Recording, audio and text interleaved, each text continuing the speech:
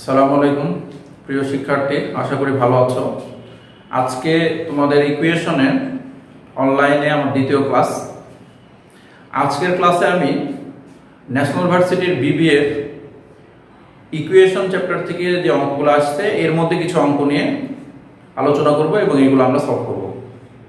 Class শেষে আমি তোমাদের কিছু হোমওয়ার্কও দিয়ে দিব ন্যাশনাল ভার্সিটির প্রশ্নগুলো থেকে, তোমরা ওগুলো একটু চর্চা করবে।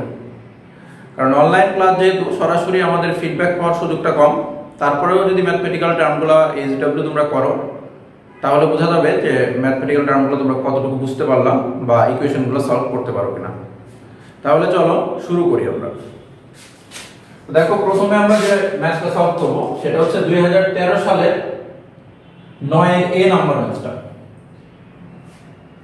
তোমাদের বইয়ে বা তোমাদের কাছে যে প্রশ্নটা আছে এই প্রশ্নে যদি যে স্টেপটা উদ্দীপকটা দেওয়া আছে সেখানে যদি 2p² + q² = 27 না থাকে তাহলে তোমরা এটা 27 এবং c + 2q = 9 এটা ধরে নিয়ে ম্যাথটা সলভ করো।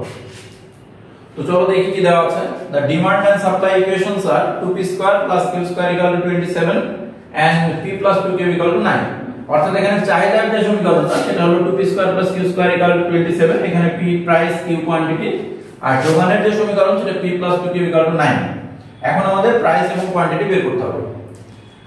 তো চলো প্রথমে আমরা দুটো সমীকরণ ধরে নিই।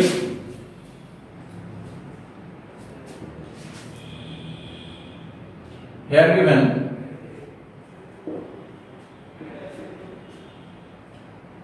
demand equation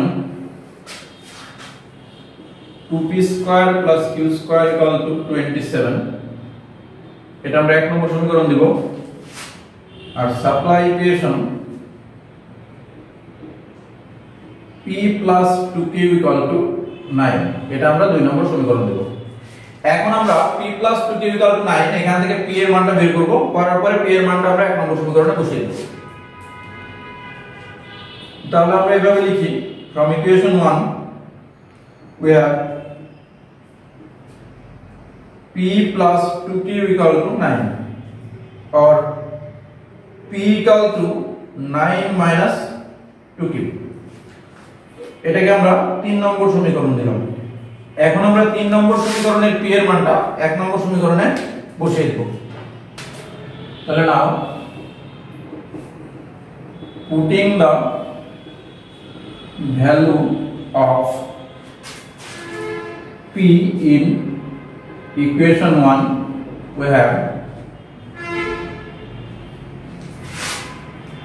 2p², তাহলে p এর মান হচ্ছে 9 - 2q, তার মানে 9 - 2q² + q² = 27।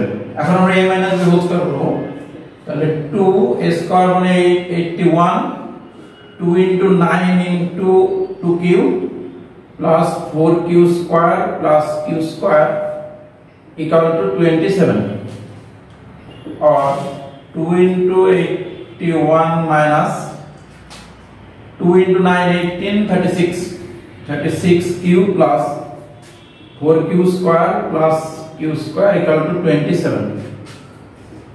তাহলে আমরা যদি এটা গুণ করে দেই তাহলে 162 minus 72q plus 8q² plus q² = 27। এখন আমরা সবগুলা ভ্যালুকে এক পাশে নিয়ে আসবো, 27 টাকে এই পাশে নিয়ে আসবো, এর আগে এটা যোগ করে নিই আমরা। 8q² আর q² এটা 9q² minus 72q plus 162 minus 27 = 0। এখন আমরা 162 থেকে যদি আমরা 27 বাদ দেই তাহলে আমাদের আসছে, বাদ দিই আমরা, তাহলে 7 12 5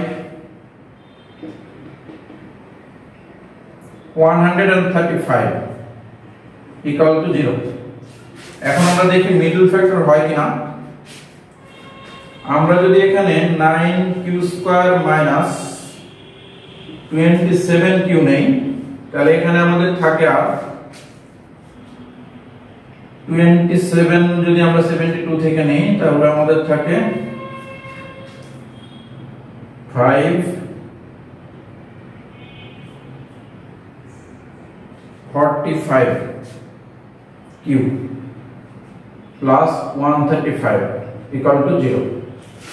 এখন আমরা দেখি 9 কিউ যদি আমরা কমন নেই তার মানে কিউ মাইনাস 3 প্লাস এখানে যদি আমরা এটা মাইনাস, তাহলে এখানে যদি আমরা minus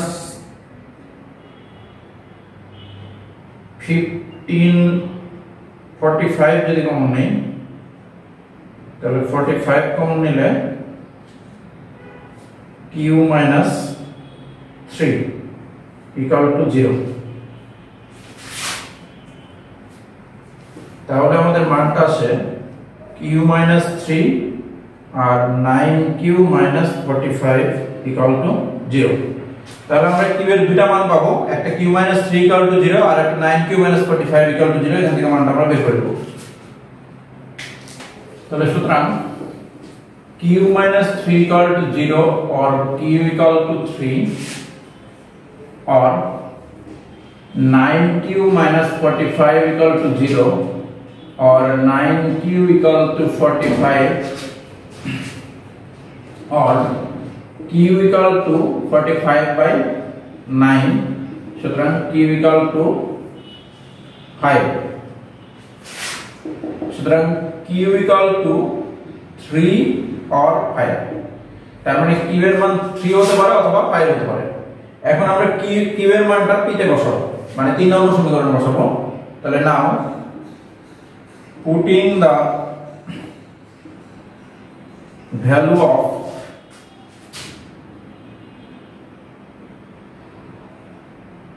q in equation 3, we have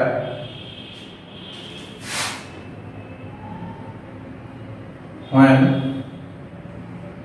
q equal to 3, p equal to 9 minus 2q equal to 9 minus 2 into 3 equal to 3, or when q equal to 5, p equal to 9 minus 2q equal to 9 minus 2 into 5, that is minus 1। কিন্তু price কখনো ঋণাত্মক হতে পারে না, তার মানে এই মানটা হবে না। আমাদের মান হবে q এর মান 3 আর p এর মান 3। since তাহলে আমরা এভাবে লিখে দেই which is not possible, which is not possible। তাহলে আমরা অ্যানসারটা লিখব p equal to 3, q equal to 3। এটা হলো আমাদের অ্যানসার। তাহলে আমরা বোর্ড কোশ্চেনের প্রথম ম্যাথটা করলাম। আজকে আমি তোমাদের আরেকটা ম্যাথ দেখিয়ে দেব বোর্ড কোশ্চেনের। তাহলে চলো ওই ম্যাথটা আমরা শুরু করি। তাহলে চলো আমরা পরের ম্যাথটা শুরু করি। এর পরের ম্যাথটা 2015 সালের 10 এর। এখানে বলেছে ভাই সেলিং এ টেবিল ফর টাকা 56 gain is as much percent as it is cost in টাকা, what is the cost price। একটা টেবিল 56 টাকায় বিক্রি করায়, যত টাকায় ক্রয় করেছে তত পার্সেন্ট লাভ হয়েছে। গেইন মানে প্রফিট বা লাভ। Gain is as much percent as it is cost, মানে যদি আমরা ধরে নিই যে x টাকায় এটাকে বিক্রি করেছে, তার মানে বা তোমার হচ্ছে x টাকা যদি তার কস্ট প্রাইস হয় তাহলে প্রফিট হয়েছে x%। তাহলে আমরা ধরে নেব যে কস্ট প্রাইস যেহেতু দেওয়া নাই, কস্ট প্রাইস বের করতে বলেছে, তাহলে আমরা ধরে নেব যে কস্ট প্রাইস হলো এখানে x। তাহলে চলো ম্যাথটা আমরা সলভ করি।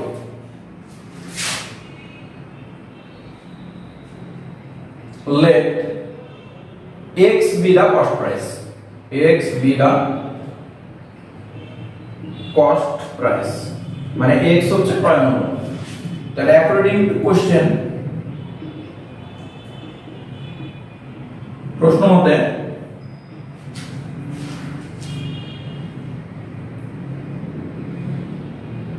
x প্লাস x এর x%, এই যে দেখো gain is as much percent as its cost, তার মানে যত কস্ট তত পার্সেন্ট গেইন করছে বা প্রফিট করেছে।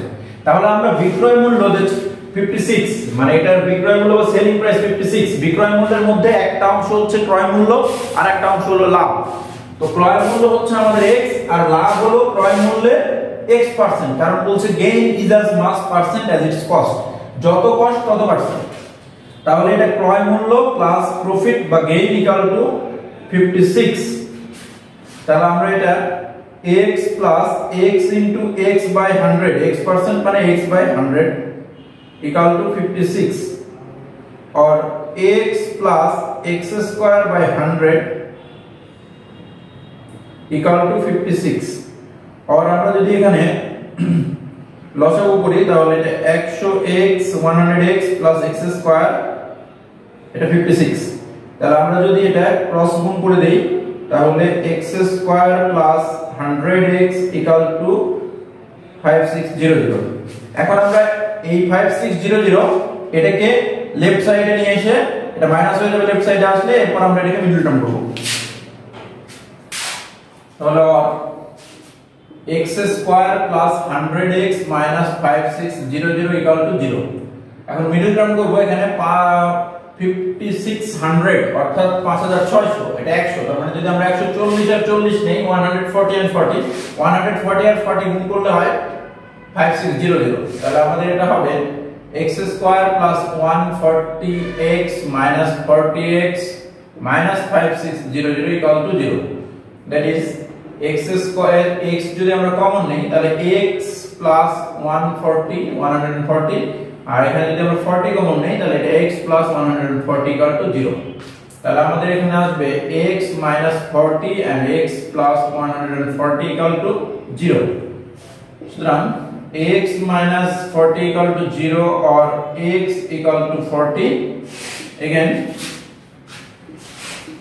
x plus 140 equal to 0, সুতরাং x equal to minus 140, which is not possible কারণ ক্রয় মূল্য কখনো ঋণাত্মক হতে পারে না, which is not possible, এটা সম্ভব নয়।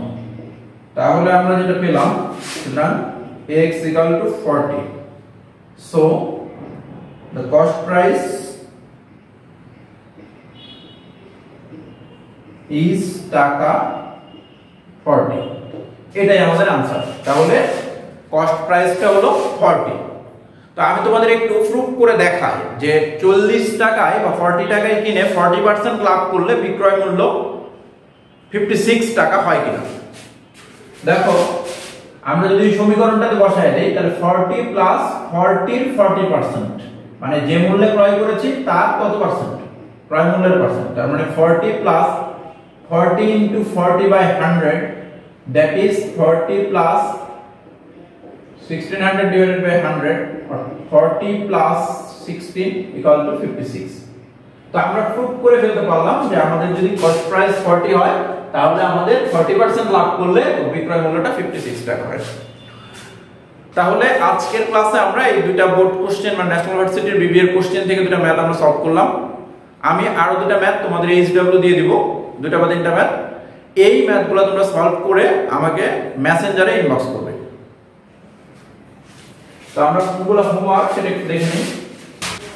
তাহলে দেখো তোমাদের এইচডব্লিউ হচ্ছে 2008 সালের 10 এর বি 12 রে আর 2009 সালের 10 এর বি, অর্থাৎ এই তিনটা ম্যাথ তোমরা সলভ করার চেষ্টা করবে।